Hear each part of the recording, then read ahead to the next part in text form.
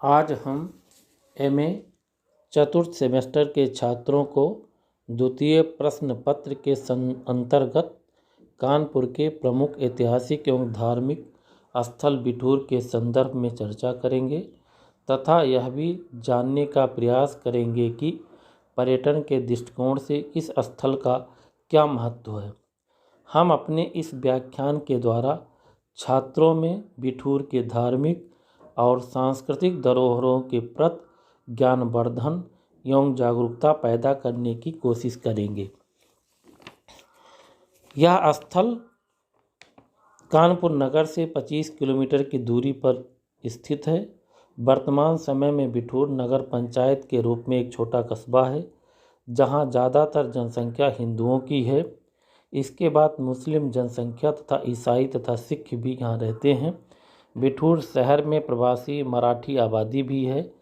यहाँ बसे प्रवासी मराठी परिवारों के वंशज कई पीढ़ियों से यहाँ रह रहे हैं। बिठूर आसानी से पहुँचा जा सकता है, जो सड़क मार्ग तथा रेल दोनों से जुड़ा हुआ है।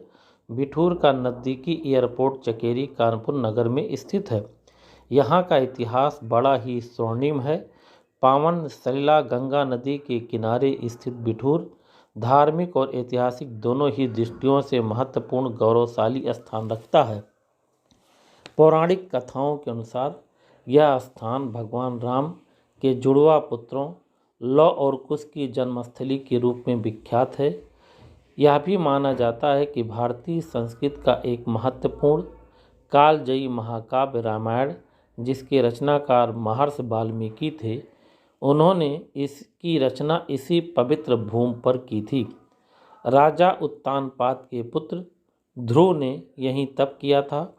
पौराणिक मान्यता के अनुसार ब्रह्मा जी ने यही यज्ञ किया। यहीं पर प्रतीक के रूप में एक खूंटी गाड़ दी। उस खूंटी को ही श्री ब्रह्म खूंटी कहते हैं। ब्रह्मा जी ने यहीं पर सृष्टि की रचना भी की थी। यहाँ के दर्शनीय स्थलों में ध्रुव टीला, ब्रह्मावर्त घाट, ब्रह्मा खूंटी, ब्रह्मेश्वर शिव मंदिर, पत्थर घाट, रानी लक्ष्मीबाई घाट, वाल्मीकि आश्रम, लौकुश जन्मस्थली, सीता रसोई, नाना राव पेशवा स्मारक आदि बिठूर के दर्शनीय स्थल हैं। वाल्मीकि आश्रम के बाहर लगे पुरातत्व विभाग के बोर्ड के अनुसार यहाँ स्थित वाल्मीकि मंदिर का जीर्णोद्धार पेशवा बाजी राव द्वितीय द्वारा 19वीं शताब्दी में कराया गया था। इस आश्रम में सीता रसोई, सीता कुंड तथा वाल्मीकि जी का मंदिर है। बिठूर का इतिहास बड़ा ही गौरवपूर्ण रहा है। यह स्थल भारत के प्रथम स्वतंत्रता संग्राम का भी गवाह रहा है। यहीं पर रानी लक्ष्मीबाई का बचपन बीता तो नाना राव पेशवा ने 1857 के स्वतंत्रता संग्राम का बिगुल यहीं से फूंका था। नाना राव पेशवा स्मारक के अंदर एक संग्रहालय बना हुआ है, जिसकी दीवारों पर रानी लक्ष्मीबाई और सती चौरा घाट कांड को दर्शाती पेंटिंग्स बनी हुई है। यही स्मारक पूर्व में नाना साहब का महल था। इसी स्मारक में तात्या टोपे की भी प्रतिमा है।